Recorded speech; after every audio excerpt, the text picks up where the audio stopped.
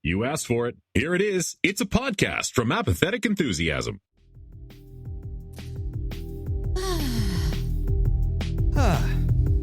Breathe in. Yeah, Breathe in the positive energy. I'm doing it. Fart it out. Fart out the negative energy. Girl. That's what my stomach says. It says girl. Instead of gurgle or gargamel. yeah, because my stomach is lazy, so it just like half-asses it. It's like, I don't want to say gurgle. I don't want that second. Oh, I thought maybe syllable. I was singing that Milli Vanilli song. I'm in love with you, girl. Milli Vanilli, they had more than one girl song, didn't they? It's like, girl, you know it's true. Oh yeah, Blame it on the girl. I think that the girl, you know it's true. Also in there is when he says, "I'm in love with you, girl." I could be wrong. Anyway. Oh, I thought it was a different song. That shows you how much I know about.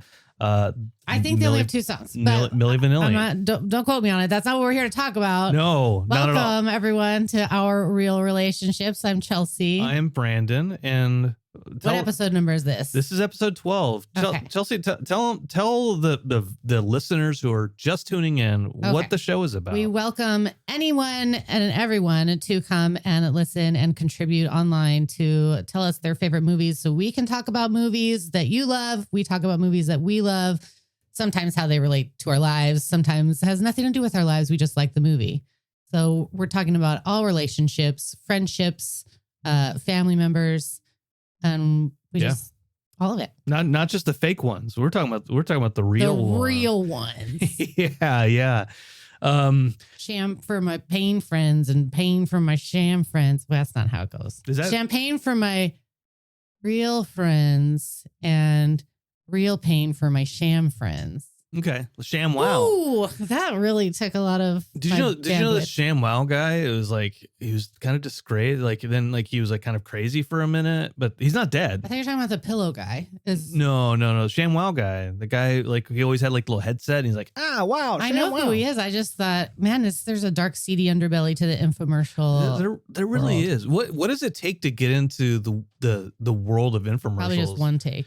I wonder if it's like a John Wick type of thing where like there's a whole cabal of infomercial hawkers, they call them. I don't know if that's true. Oh, watch out for Silver Bullet Man. Here he comes. Set it and forget it. That's his whole name. What is that? A Ronco. What is a Ronco guy? I don't know, but that made me think of AA, beep, beep, MCO. Yeah. So I don't know what. And then there was the one guy who had like the juicer for Jack LaLanne. Oh, yes. He's like, he was the king. He was the king of it. Who did he pass his empire on to? Oh, that's a good question. Yeah. I don't think anybody inherited the juicer. Damn. Just threw it into the ocean that he swam across so many times. End of an era. Okay. You know, but they didn't. His final wish, I don't know if you know this, was he didn't want to be buried. He didn't want to be burned. He wanted to be juiced. Ugh, I don't know why I didn't predict that that's what you were going to say, but I really was interested in where that was going to end up. Like each individual body parts. Ugh. Jack LaLanne, rest in peace. Rest in juice. Well, Chelsea, what do we got going on today? If you want to find us, send us a message and tell us what kind of movies you want to watch or listen to us talk about. You can get us on Bluesky somehow. Yep. And you can get us on Instagram somehow. And you can get us on email. You can hit up our Gmail. Or you can go to YouTube. That's the only one I know is that if you go to YouTube, you have to write Apathetic Enthusiasm first. And then Our Real Relationships is a subcategory. That is right. You got it. You were so good at this social media just thing. Spell all the words right and you'll find us. REEL relationship. That's right. OurReelRelations.bsky.social is the easiest one that you can find us at. Shoot us some suggestions. Let us know what you think of the show too. We'd love to shout you out. Just give us your suggestions. I would love to shout you out. Oh. But Chelsea won't let me. I would love to do shout outs. Everybody who's ever shouted something out, she's turned down. I'm used to work in a library, and so I'm very conscientious when it comes to shouting. Whisper outs. So that's how you get a hold of us. Yeah. We do have a movie request in from Mike Escara. Okay. Coworker of mine. Hey, Mike tunes in for the ASMR. Yeah, he's kind of a piece of shit. What? No, I'm joking. No, Mike's great. You have to say it much more calming than that. Anyway, hold out your S's. Sibilants. No, sibilants. But he wants us to watch the Ernest Cline adaptation, Ready Player One. Okay. So we won't do that anytime soon, Mike, but I promise we will eventually watch that. We will make our way through it. That's what we do for our people.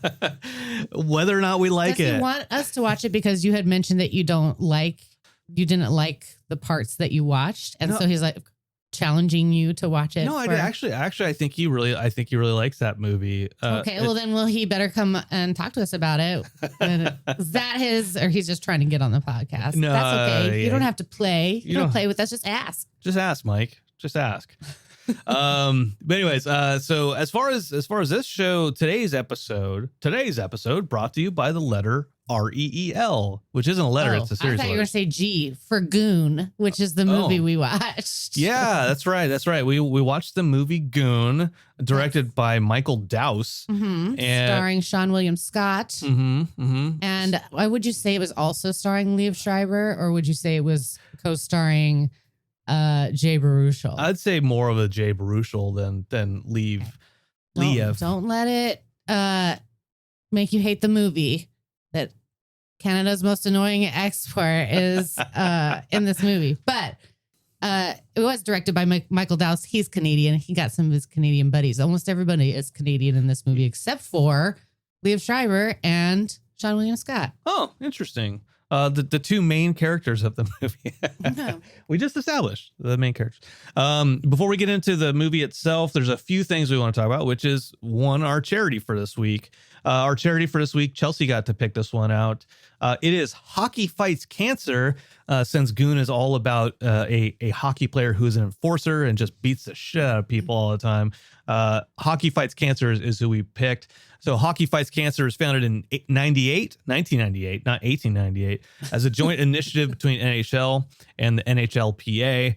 And so they've raised $32 million since its inception for raising awareness and supporting those affected by cancer. Yay, good for them. Yeah. So in order to support this, we're going to do the number we picked. I didn't do the math, but... Oh, that's right. So in the movie, the main character played by Sean William Scott, but his name is Doug. What is his last name? Glatt. Yeah, Glatt. Yeah. Doug Glatt. In real life, he's based off a real life character, Doug Smith, whose jersey number is 16, but Sean William Scott's number is 69. LOL. And really, we didn't want to spend $69. And 16 was too low. Yeah. So we tried to find the average, and 69 plus 16 is 85, and divided by 2 is $42.50, I think. I'm doing that all in my head right now. Oh, okay. I thought you were just going to subtract 16 from 69. What is it? You do that one. That one's easier. You do it. 353. Okay. So, your number is higher. So we'll do Chelsea's number. $42.50 because I worked so hard for it. It's true. Yeah, it was much easier. $42.50 to Hockey Fights Cancer. That's right. And what's their website?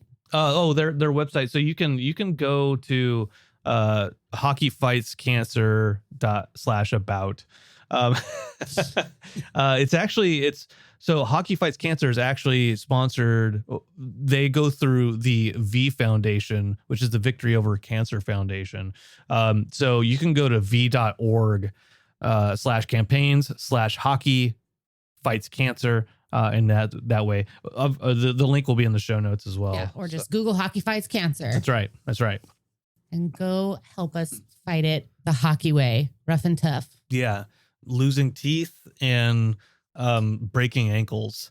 Do what they got to do. They hang right in there. It was a pretty fun, violent movie. But yeah. The next thing we got to get to is, Brandon, what are our themed drinks for this movie? Because I have no clue. This drink because this movie is very Canadian, what I did was I got some Canada Dry ginger ale. Yum. And some Crown Royal Canadian whiskey. Okay. Have you tasted this yet? Yeah, it tastes good. Okay. Whiskey and ginger ale is really good. Oh, cheers. Sorry. Oh, cheers. Cheers to you. To hockey, which I thought I would never say in my life.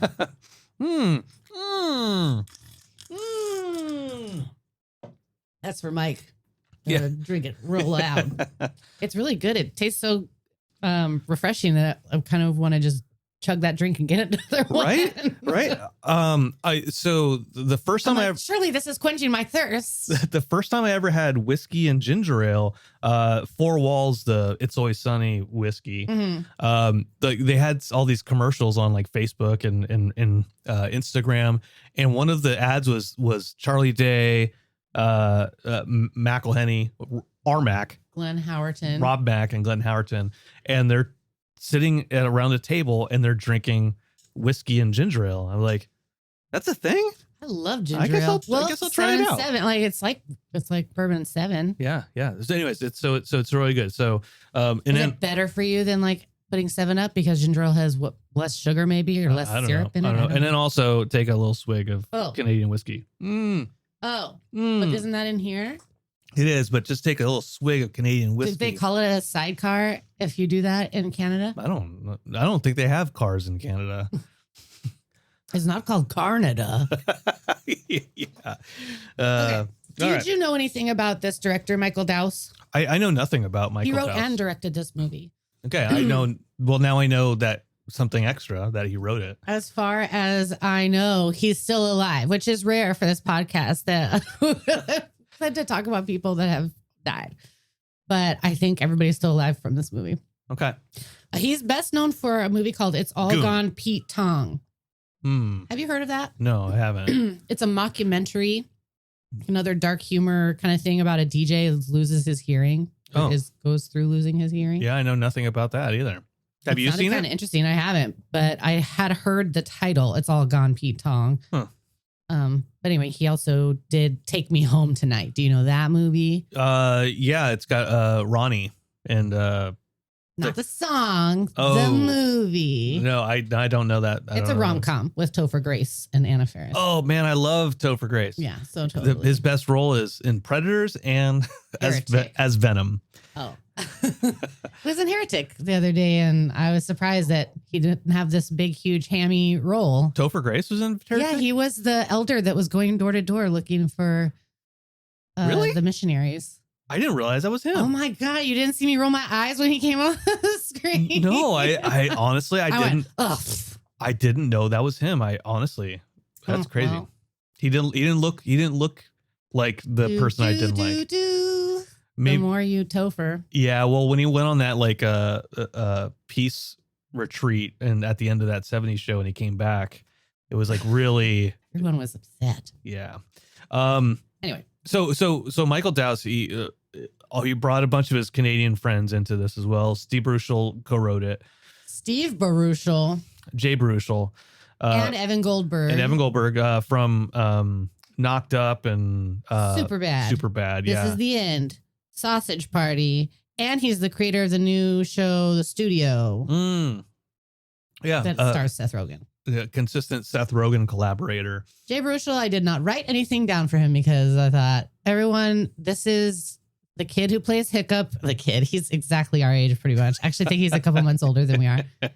But he's the kid who plays Hiccup in all the How to Train Your Dragon stuff, which we said it to Dexter while we were watching the movie. I mean, I said it to Dexter. Yeah. And I wish I'd had waited until he was on camera to say it to him because his face was like, ugh?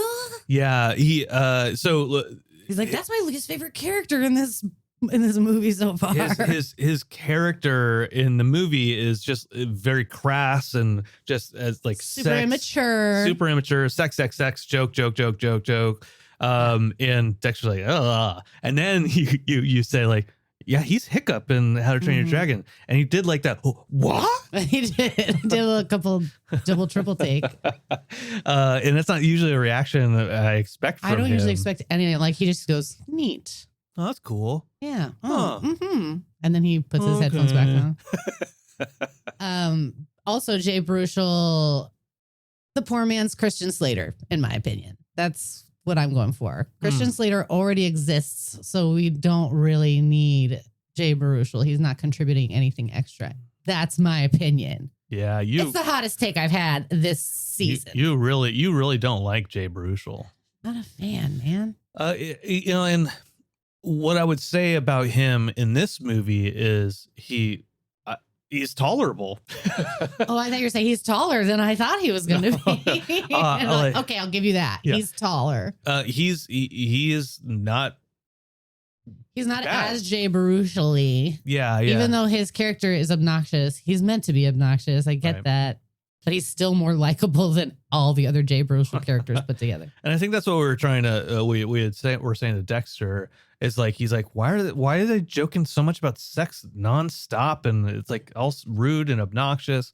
It's like that's kind of the point of it. It's surrounding the character of Doug, played by Sean William Scott, with all of this immaturity, and he is just a beacon of.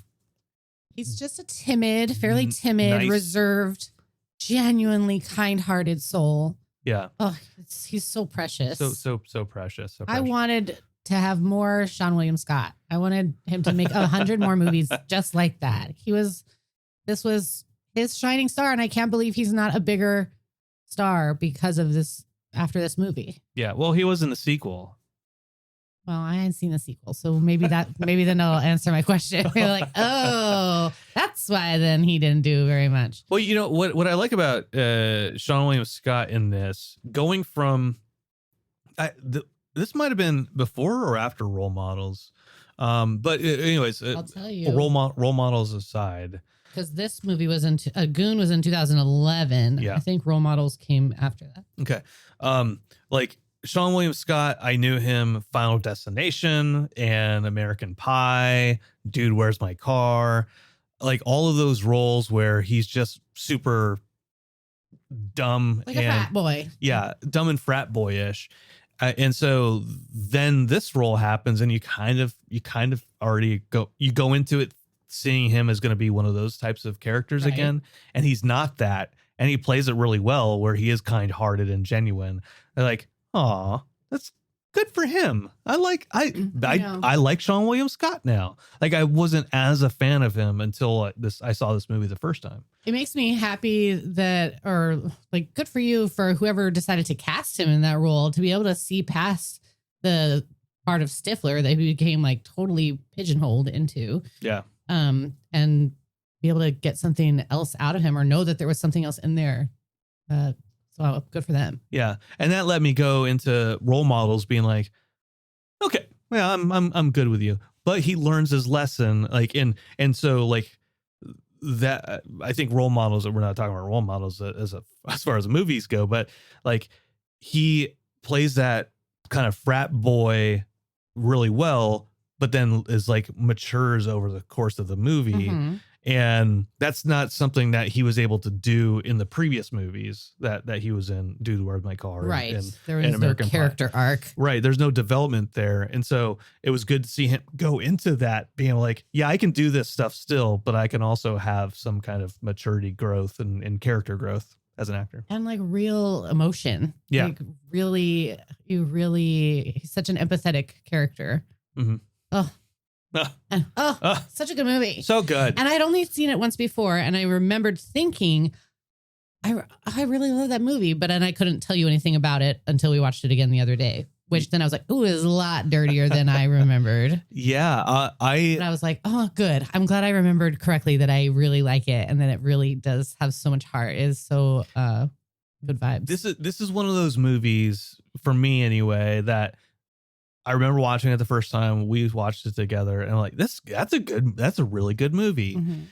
Then you skip 14 years and you're like, yeah, it's a really good movie. Yeah. But then you're like, I hope it still is a good movie. Yeah. I've been burned before. Popeye. Yeah. Popeye movie. Last night when we started watching it, I was like, oh, I don't know if this is a good movie. I know. I was like, oh, I forgot it was that I forgot that his friend, that Jay Baruchel's character was so crazy. Yeah. And it was Dexter even learned a couple terms. Yay. He was like, they said popped his cherry in the movie. So I had to explain what that meant. But yep. And it's kind of the same thing with Arthur, right? It starts off very strong, toned in like the obnoxiousness and the immaturity that once you get past that, then you're like, okay, here's where the heart is and where the story is and what people really like about the movie. But it's still that like, oh, I don't know if this is gonna be good. Do you think it has any effect on how you feel about the movie if going into it you're already expecting, like the first time we watched it, I'm like, okay, what's this hockey movie with Stifler in it? And then is it because we were surprised that it like scores even more points? It gets extra super bonus points because it surprised us? Or like, is it as good a movie, or are we puffing it up because it was so unexpected? Yeah, I think there's that.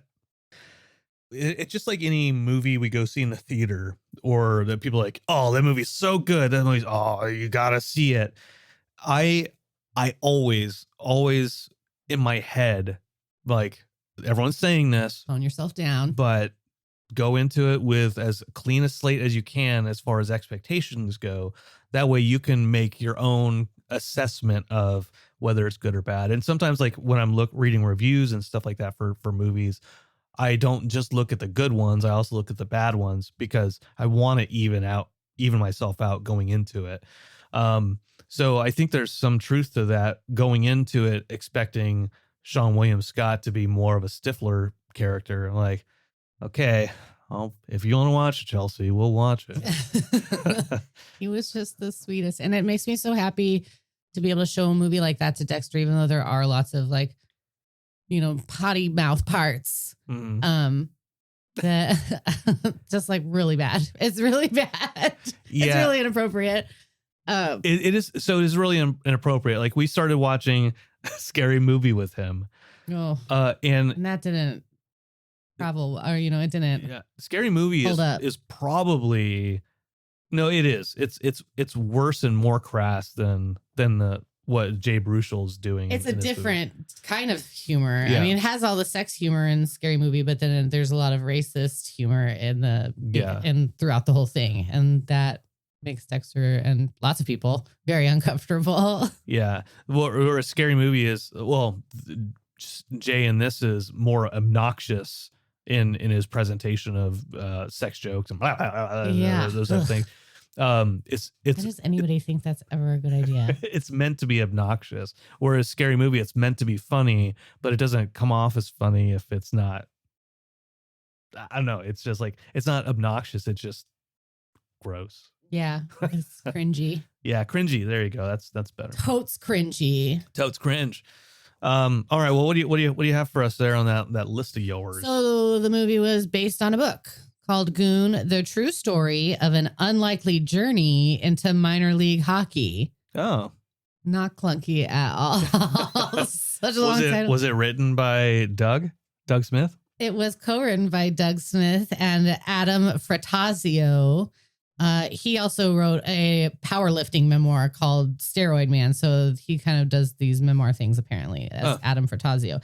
Doug Smith he's a hockey coach and an on-ice self-defense instructor nowadays, is what I read. Interesting. And according to I haven't read the book, but I do want to read the book. It says the book is like way rougher and grittier. There's no big boss to fight. Like in the movie, he just has Liev Schreiber's character, Ross the Boss Ray. But he has, instead of just having the one major boss, he has every single game is like a boss fight. So it sounds like the book is like a lot darker, more serious, and they added some warmth and comedy to the movie. Yeah. That's interesting. Hockey. When I think the first game I ever went to see was the Kings versus the St. Louis Blues. And I mean, I didn't even know that was a team, the St. Louis Blues. Yeah. And I was just waiting for the fighting. And when I played Blades of Steel with my brother on the NES, it was just we're not trying to play. We're just trying to get into a fight. Right. Like that's with that. What is with that one sport and that? I don't know. And Blades of Steel was like, all right, cool. Throw our gloves off. They're like, high punch, low punch. Well, in the movie, like that is what everybody has come for. Like the big climax of the movie. Hope I'm not spoiling it for anyone. Here it comes. Ross the Boss Ray goes up against Doug the Thug Glatt, and that's what everyone's waiting for. They go to the game to watch the game, kinda, but they're like they don't want to see him fight, and I don't get it. What it is about hockey that is so conducive to that kind of fighting. Yeah, it's because you have to take your gloves off. Like it's not very. Maybe it's because you have so much cushion on that you can really beat someone up for a long time without them getting totally hurt. Yeah, I think like baseball's not a fighting sport, but you think about football, you think about football, soccer, you think about rugby. There are these sports that rugby is different. Rugby is more like they promote the fighting, but do they fight in rugby? Don't they? Or is that just like a really, really rough sport? No, they just get into Everybody a scrum. Always looks fucked up after. They just tackle each other. And I thought the scrum was like the huddle before, like the same team goes in, like plan their play. That's a scrum. I don't know. I don't know any. I'm not sports. If I remember my Friends episodes correctly, when Ross is dating whatever the girl is that he accidentally says Rachel's name at their wedding, she takes him to play rugby, and he's a big wimp about it. But I think that's where I learned the term scrum from. So thank you, Friends. In rugby, a scrum is a method of restarting play after a minor infringement or stoppage where both teams' forwards bind together in a set formation to contest for possession of the ball. Basically, a scrum is like, okay, we're going to start playing again. Get in a dog pile to try to get the ball. But in baseball, football, you get in trouble if you have. That's the thing. Like that. So I want to put baseball aside, but like football and rugby, soccer, they're very physical sports. These people are crashing against each other constantly. Basketball too, but yeah. I would say more football and soccer. Like they're constantly like slamming against each other. That's like tackling, that they're tackling people. And so it's weird to me that as much aggression is in those sports, hockey is the one that's like, we're on ice. We're wearing blades. Now let's fight. We have actual weapons that can kill people. Let us punch each other in the face. They would hire someone whose position is specifically to beat up other people. It feels illegal. It feels like it's breaking a couple of rules. But I wish hockey was more like boxing, like a much more like, softer sport where they don't punch each other. They just dance around the ring. All those boxing fans are going to come for you.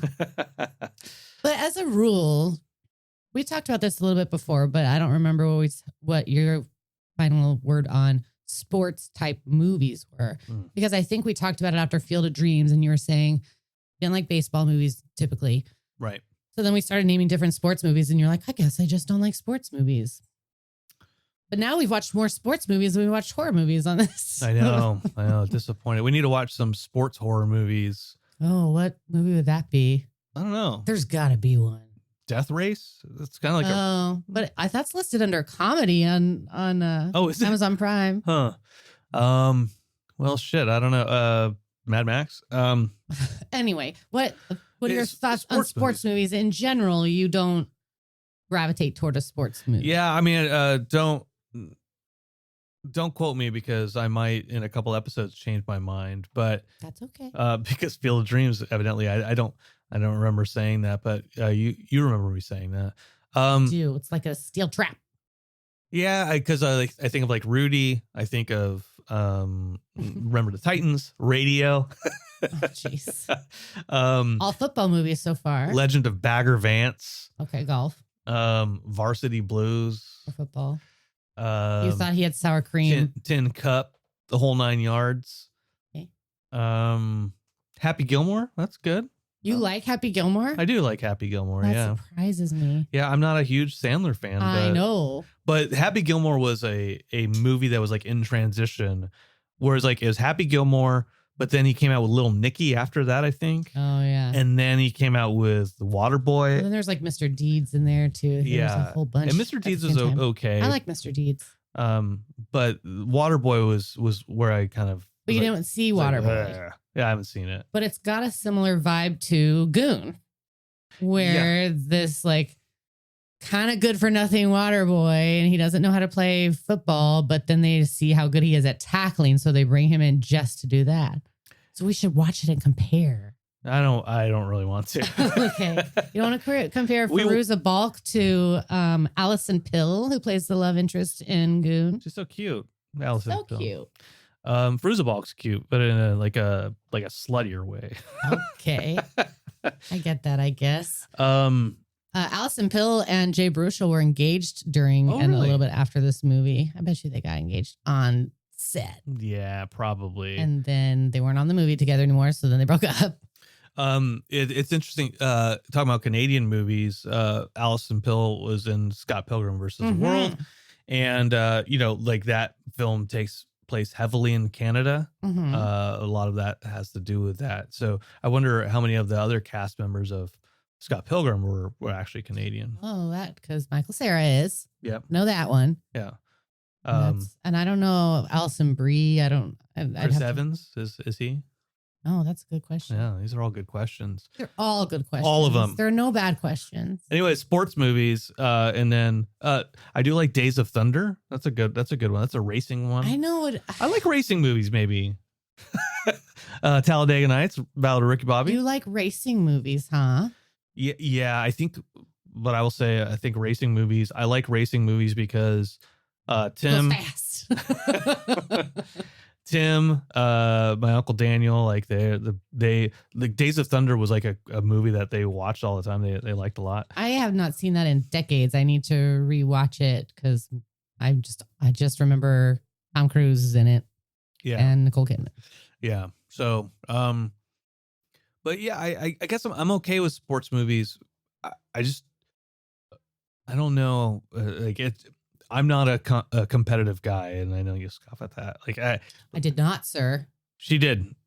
Let the record show. I didn't scoff today. She did in her head. It was like the one time I didn't scoff, and you called out a scoff. The one, yeah. So she has scoffed before. Yes. I'm a known scoffer. I think that you're the people who you do the sound on set. That a gaffer? Yeah. Oh boy. Go. Anyway. Now I'm trying to think of a scoffer joke. Yours not competitive, so that's why you don't tend to lean towards sports movies. Yeah, that's why I like Dodgeball. It's an underdog, true underdog story. Sports movies, they kind of drive me cuckoo because they can be unpredictable. Yeah. They don't always win at the end. And I know nothing about sports, so I go into every sports movie that's based on a true story completely blind. And I don't know how this is going to end. I don't know if this guy is alive at the end of this movie. I don't know if he robs a bank during this movie. I don't know what happens in this guy's life. Have you seen The Natural? Yes, not for a long time again, but also based off of a book, right? I don't remember if he actually wins. If he succeeds at the end. Yeah, I can't remember either. I think he does. I think like it's one way or the other. The book has him succeed, and the movie doesn't. Oh, because or vice in the versa. movie, it's like big swelling music at the end, and it's scored by who's Hans Zimmer, Randy Newman, mm-hmm. and and he hits the baseball and it hits the lights and the lights explode all over the field, and big big finale. So I think in the movie, he hits it out of the park, literally. Okay. My favorite sports movie is the end of Naked Gun. Hey, look, when they're... it's Enrico Palazzo. I love LA. Oh my God, that's Randy Newman. He said Randy Newman. That's what put it That's out there. where you got there? Yeah. Randy Newman in baseball. Do you, though, have a favorite sports movie? Like, as a rule, we should figure out what our favorite sports movies are. So if anyone ever asks us, we can just like come out with it. That's good. That's good. I don't know. I'll have to put. Maybe we need to broaden our horizons, watch more. Yes, our aperture. Yeah, let's put some thought into that because I don't know if I know. I don't know if Hudsucker Proxy counts. That's hula hoops. I don't think that can. Fight Club. It's a boxing movie. Bloodsport. That's my favorite GIF of all time is from Bloodsport. Like one of the guys is pounding his hands back and forth. Oh, between the sharp things and the. He's just like but then like somebody put drumsticks in his hand, so he's just like drumsticks. Anyway, so yeah, we'll think about our favorite sports movie. But okay, Goon. What else? Do you want to put in a little clip for Dexter right here or no? Okay. No. But we are going to talk to Dexter about it. Because it makes me have to edit more. Oh. And then I can just put him later. Copy that. We will be talking to Dexter for the PG-13 segment. You can hear his opinion on Goon. I won't give you the full. Yeah. I won't spill the tea. It's going to be Chelsea talking to him this time. Yes. Because this is the that always makes me nervous because I'm afraid I'm not going to have good enough questions, and I'm gonna ask him questions like, would you rather? And then Dexter's like, Mom, God, my mom's so lame. She's a dork. What was your favorite sex joke that Jay Baruchel said? I just ask him I just go through the list of all Jay Baruchel's sex jokes and ask Dexter if he knows what they mean. That was funny. So one of the things you mentioned about the book. There's no big boss. Like every fight is a boss, but in the movie, the big boss there is Liev Schreiber. What did you think of his character and like his role in the movie?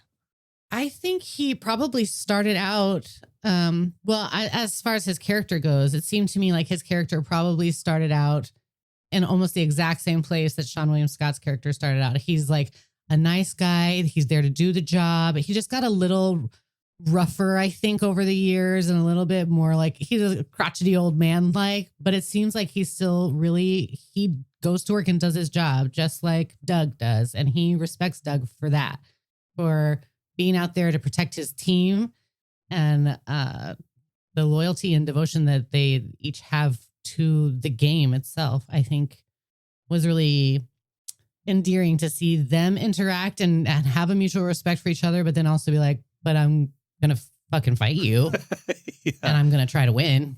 Yeah. So the scene in the diner when they meet up and he's like, I respect you. You have that. You have whatever that means to you. Whatever that means to you, you have that from me. But if we meet face to face, I'm going to lay you the fuck out. Yeah.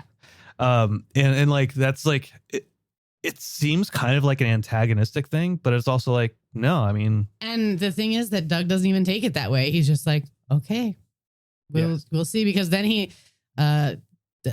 Ross the boss, gets up and walks away after that. And Doug's still sitting at the table and he even reaches across and just like grabs a French fry from Ross's plate. He's not fazed. He knows that's what's going to happen. And he's going to approach that fight. Like I don't think he gets nervous about fighting. Like that's not what makes him nervous. He was probably more nervous about skating. Yeah. And I guess that Sean William Scott wasn't a really good skater either. So he actually had to like learn to skate for this movie. He bulked up, man, didn't he? Yeah, he did. And I was like, his fists are fucking huge. They're hammy. They go ham hocks. My God. It like hurts my knuckles seeing his fists. So like that's my knuckles will get tired. Are those his real hands or did they have hand stand-ins? Hand-ins. David Duchovny from Zoolander.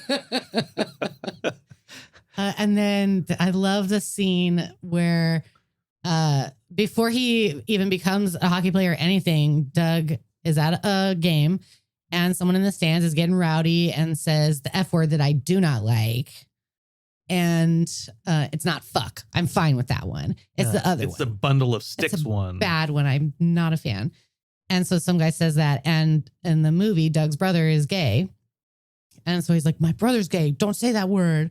And then the guy yells it again. And Doug just starts to beat the shit out of him. The guy tries to punch him first. Yeah. His fist hits Doug's forehead and like almost breaks his hand. Yeah. It's the best. And then eventually he doesn't take the word back. So Doug headbutts him. The guy has a helmet on and he cracks the guy's helmet with his headbutt. Yeah. I love that scene. It's so badass. It shows how much of a monster he is. And he's fighting for the love of it. Like he loves his brother and he's fighting for such a noble reason. Yeah. And that his whole thing throughout the movie is he's like, this is his job. And he says to his mom and dad, that broke my heart. His dad played by Eugene Levy. And not a nice, warm, fatherly role this time. Yeah. Kind of a butthole role. Yeah. And he plays that butthole role pretty good. I'm like, geez, what a fucking cock. Jerk. But in that scene, you know, he like the game before that, he butts a puck in for the win. And he hits it in with his butt. He gets the game puck. And so they're at dinner later. And he tries to give his parents the winning, like his first game puck, his first goal, and then they start scolding him about his choice, and he's like, "I'm not smart. I'm dumb." He kept saying, "I'm stupid. You have a stupid son." And I was just like, my heart is breaking. Yeah, and you know, like.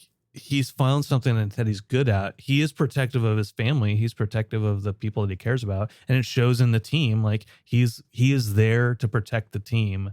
And that comes across like with La Flamme. Yeah, sure. La Flamme. That's right. He's the, not the captain of. He's like the star. He's the star who's fallen out of. Like he was the star, but he sucks now because he's afraid of. He got tatered in the rink by Ross the boss, and it made him be a kind of not as good hockey player for a while, and he needs to get it back. But in his day, he was the real deal. And so Doug's whole thing is he wants to protect people, and there's his arc, his growth is when. He lets a little bit of the with the La Flamme. He's like, he lets it get to he's him. Like, if I wasn't watching your back, you would be taken out. Right. And like, he gets a little cocky in that way. And then the next game, he lets someone get by a little bit to kind of show La Flamme, see what happens if I don't. And he got into big trouble for doing that. 'Cause that's not a good teamwork. And then the resolution of that is he gets suspended for a game. You get back, and he's knocking on the wall, and he shares an apartment with La Flamme, and he's like, "Look, I'm gonna protect you. I don't care how you feel about me. I'm gonna be there for you because you're part of my team." And so like he lost sight of what was important to him in that moment. He felt bad about it. He wanted to rectify that and be there to protect. Like that is what his skill is. Not and fighting. He is the bigger guy to be able to say that. He really like his character through the whole thing, even though, you know, because he's a human, he's flawed, and he like let it get to him. Of course, you know, got wrapped up in this fight with the other guy instead of focusing on what he's supposed to be doing for his team. But still, that's because he's a human person. That could happen to anyone. But then he's still such a good, sweet man, and he was the first one to say something and try and fix it so that the team can win. And the whole stuff with Allison, Pill, and like she's got her name in the I don't Eva. Eva. Eva is she's got a boyfriend. She's She cheats on her boyfriend with Doug. She's kind of leading him on, but then she like tries not to, but then she does. And then she goes to one of the games that Doug is playing with her boyfriend. And like in the entire, she's like, "Woo, Dougie, woo!" And the boyfriend's just like looking at her like, "What the fuck? Yeah, what the fuck is going on here?" And so she breaks up with her boyfriend. She goes to be with Doug, and Doug feels so bad that she broke up with her boyfriend because of Doug that he goes to the boyfriend and lets him beat the shit out of him. The day before the big game. Yeah. Can barely see out of his eye. Because he's like, a man when... What does he say? Something like, if you got a beating coming to you, you take it. Yeah. Yeah. And I love that. Such good moral compass. Yeah. And that's what I was going to say earlier, was that I love to show these kinds of movies to Dexter with characters like that. He's a big, strong, masculine man, and he says what he feels, and he's not afraid to have feelings and say them out loud. Like, I have a crush on you. I like you, he says to the girl, and then he just tells her, you look really pretty. Like, he's not hiding anything. Yeah. Yeah. And he accepts responsibility for the things that he knows he should accept responsibility for. Yeah. What about when he takes that puck to the face? And then he... My tooth. I think I chipped my tooth watching that scene. I don't know what happened to the goalie in that scene, why the goalie is not there, but he gets pushed out of the way somehow, I think. And so Doug like takes a puck to the face, blocking the goal. And then he falls down in front of the goal and blocks it with his whole body and just gets the shit kicked out of him. He's getting pucks to the face and sticks to the face, and a skate stomps on top of his ankle. Yeah. Oh, he has ankle issues in the whole movie. His ankle goes down a couple of times that look real painful. Yeah. Well, with that, when the skate goes on his ankle, and then later when he's fighting Ross the boss, is that same ankle? It is, because he even said something to the girl Eva earlier, that time that he sat on, he landed in the trash, or no, that's right. He was at a hospital. He was telling her some anecdote about being at a trash blowing in his face. Sometimes trash blows in my face. He fell into a big pile of trash because of it. It was like a hospital dumpster. He rolled over on a bag of pee and exploded on him. He broke his ankle in 3 places, he says during that speech. And then something happens with his ankle again, and his friend Jay Baruchel plays Pat, and he even says he's always had weak ankles. And then his ankle gets stomped on, and then that's the one that just like snaps when he's fighting Ross the boss. Yeah, yeah. And his scream when he knocks Ross the boss out, and it's when he finally can scream and he's not fighting anymore, and it's like, ow, I feel your pain. Yeah, I know. That's a good scream. That is a good I'm in pain scream. So he's in this big fight with Ross the boss, and Doug kind of falls out at one point. Like, his ankle, I think, is just broken. And the ref comes over, and he's going to break it up or stop the fight or whatever. And Ross the boss says something like, "Don't you fucking dare." And then I'm like, that's so crazy that the refs think they are in control of this game. They're really not. It's really up to the hockey players what goes on, because then they'll beat the shit out of you too. Don't you fucking dare. He's not waits done. For, he's not done. They waits for him to get back up so that they can fight some more. And I'm just like, oh, Lord. Those guys have more will. I'm like too tired to get up right now. So I won't, because I don't have to. I'd be like, I'm done. Yeah. I'm done. And the fights are, they're pretty brutal. There's the sound of like very like bone crunching the entire time. And it's kind of like watching a Rocky movie where it's like blow for blow, and it's like, how's anybody staying up? But then during the credits, you see after the credits roll, you see the actual footage of Doug Smith doing these fights, and I mean, it's because they're in real time. They look like they're happening at like triple speed. Yeah, because it's they like, slowed them down for the movie. It doesn't look like they're hitting each other that hard. Like, I'm hitting you. Boop your nose, buddy. But if you've ever been hit in the face with a fist, you know that it actually hurts. I've not. Have you? Yes. Oh boy. Was it mine? You No. When you sleep, I punch myself with your head. Oh, I thought you were just saying you punch yourself. No, I've been punched in the face a handful of times. A handful. Oh, really? More than once? Yeah, I got into a fight when I was in junior high school. And it was a closed fist, like a closed fist punch. Yeah. I was tired of the guys picking on me, and I just one day I was like, I'm done. I swung at him. I hit him in the face, and he was like, huh. He like did that whole like, oh, you hit me in the face, huh? Let's go. And then so they were like do like the 8th grade like fighting, which is not very great. It's like like just like wildly flailing your limbs. Yeah. And so that was one time, and then I'm not saying I'm proud of this, but when maybe you shouldn't say it. No, that's fine. A couple of times, like there was that kid. There was a party. I was babysitting, and he was mouthy. He didn't go to bed on time. He was a mouthy little shit. Choir. We had this like after choir party. In high school, and somebody had boxing gloves, so it was like we were like, that's just asking for it. It was so like a couple of us boxed, and that was the thing. And then Tony, you remember Tony? Yes. I remember Tony.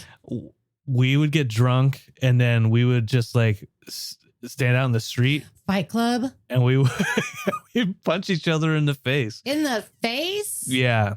But we stopped. We stopped because you got married. No, I broke his tooth. Oh no. And his mom was mad at me. So anyways, if you wonder why his smile is so nappy, I haven't seen him in a very long time. So I don't know what he looks like. Yeah. But my teeth are fine. The only reason I have a chip on my tooth is because Tim threw a lock at me when we were kids. No, you said the other day you were eating an almond, probably a pocket almond. Oh, that was that tooth. No. Oh my gosh, we all need to go to the dentist. Yeah, we do. Next week, before Comic-Con. What are we gonna watch next week? So I thought about this. I want to get into that, but I have an idea. Before we do that, any other trivia or things that you forgot from last week you want to cover? Probably a ton that I forgot from last week, but I don't have it in front of me. So okay, was there anything that you listened to Dexter's portion of Minority Report? Was anything jumped out to you from that, or? No, I just love how comfortable he's getting in the chair, and that he always has his cool jacket on. I wish I were as cool as he is. Yeah, me too. His cool ELO jacket. Oh, man, ain't no other kid is cool. What a cool little Are dude. You wearing his jacket? No, I'm wearing my No Values Tour jacket. All right, final thoughts on Goon, honey. Such a good movie. And if you want to go search Hockey Fights Cancer and donate to them, we're going to do our 4250 doll hairs. That's right. I think it's a worthwhile cause, or else we wouldn't have chosen it. That's right. So don't say anything to me about it. Michael Escara. I don't know. Yeah. I don't know why I called him Michael. You piece of human garbage. Jeff. We haven't brought up Jeff yet. Let's get mad at him about something. Yeah, I think. Oh, I had a question for you though. Yeah. When you were trying to come up for the drinks for this, and you were at the bar this afternoon or this evening with. I don't do that. Oh, sorry. You were at the water cooler with your bros. Yeah. And I was wondering if you guys were all brainstorming together, if you thought of it on your own, or how'd you come up with this drink? No, I thought of this. On my own. I didn't actually ask them at all. I was like, certainly, because you asked, you're like, what drinks are we going to do? And then the first thought I had was the scene where Doug is at the bar. Before that, he goes into the apartment. LaFlemme is there. And LaFlemme is like trying to give him drugs. And he's like, nah, beer and whiskey. That's my thing. And I was like, okay, like that's kind of what I remembered. Like, let's do something like that. And I was like, Chelsea doesn't like beer. She doesn't could have really gotten me some like fruit beer. She doesn't want to take a shot of whiskey necessarily. So what can we do? I'm like, what Canadian whiskey is out there? I know Canada Dry, ginger ale. I'm like, oh yeah, whiskey and ginger ale. Yeah, that's a good mix. So that's kind of how I did it. Well done. I'm always impressed with your ingenuity. Oh, thanks. You're welcome. Yeah, in a way, I feel like Goon. Do you? Yeah, look like a goon. That way. By the way, we didn't even talk about the. Go ahead. Wait till you talk to Dexter about. No, Goon. I'm not going to bring it up to Dexter. But we did just find out from Dexter before we watched this movie, actually. So it was tricky suggesting this movie. Maybe about a month and a half ago, we found out that goon is a new gen slang for masturbating. Like you are gooning. Like this is a goon game. 10 out of 10 would goon again kind of thing. Those are real reviews we read. 10 out of 10 would goon again. So Dexter knew what that meant and was cracking up. So that helped Brandon and I realize that there was something up. Brandon looked up. Sure enough, it's just another term for masturbating. So now it's like, we're going to watch Goon. Look. So I'm not going to bring that up to him on the show, but for anybody out there who has teen kids, that's what that means now. Yeah. Well, I will say that this is one of my preferred hockey movies. As opposed to like this and like Mighty Ducks. Mighty Ducks is not like the kids sports movies. I'm not like even Bad News Bears. I'm like, I know you don't. Sandlot, Angels of the Outfield, nothing like that. But this one, the one with DB Sweeney, Cutting Edge. Like skating movie. I like that one. I like hockey. He starts out as a hockey player. It is sports. It's sports. I like that one. All right. And then of course, Blades of Glory with Will Ferrell. Gosh. Okay. Anyways, I like this movie. I'm glad we watched it again. I'm glad we confirmed. Watch it again. I'm glad we confirmed that we do, in fact, like this. And movie. there is a Goon too, so we'll probably watch that one. Right now, Dexter's watching Now You See Me in the other room. That's what he wanted to watch last night after we watched Goon. But now we got to watch Goon 2. And Goon 2 is streaming on Prime, maybe? Yeah, Prime. But Goon 1 was only available on Philo, and there were like 18 commercial breaks, and each commercial break is 3 minutes long. And we was like, this movie is going to take 6 hours. Yeah, so we said fucking rented it for $4. So anyways, check out Goon. Let us know what you thought if you do end up watching it. We're interested if this is the first time you've ever seen it, what you think, if you think that we're wrong about. We recommend it. Yeah, we do. We give it 2 goons up.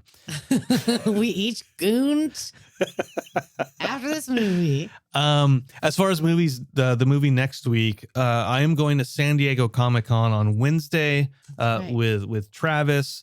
And we'll be there all week. It's gonna be a packed schedule for us next week. We gotta have interviews and a bunch of shit that we're not doing next week. That's what you're saying. No. That's not what I'm saying. Oh. What I'm saying is we need to do it before I leave. But the movie that I thought about was thinking about like, okay, so next week is convention week.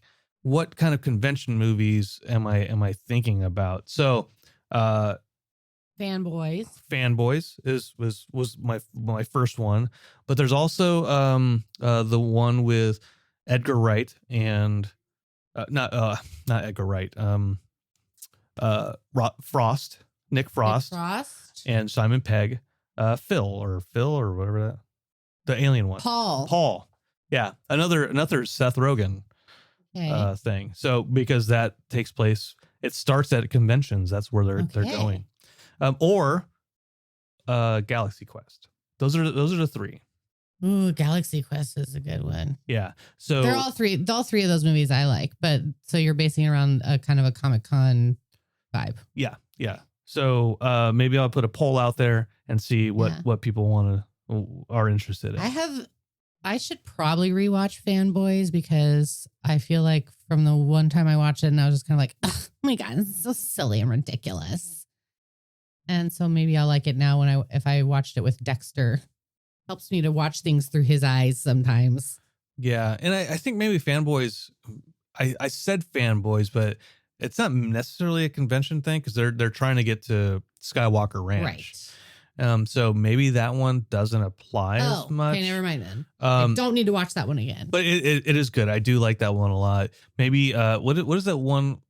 Galaxy Quest, but also was that like the Star Trek? Well, Trekkies? Trekkies, yeah. Which I haven't seen in a very, very long time either. Well, that was in the 80s, I think. Yeah. Okay. So it's either Galaxy Quest or Trekkies or Paul. No, I don't need Trekkies. Not Trekkies. Just those two. Just between the two. We'll make it easy. Okay. Well, let's just yeah. Put the poll. Or I can flip a coin and say fuck it. You get what you get. Yeah. Let's flip a coin. Do you have one? No. Okay. Never mind. Do I have? No.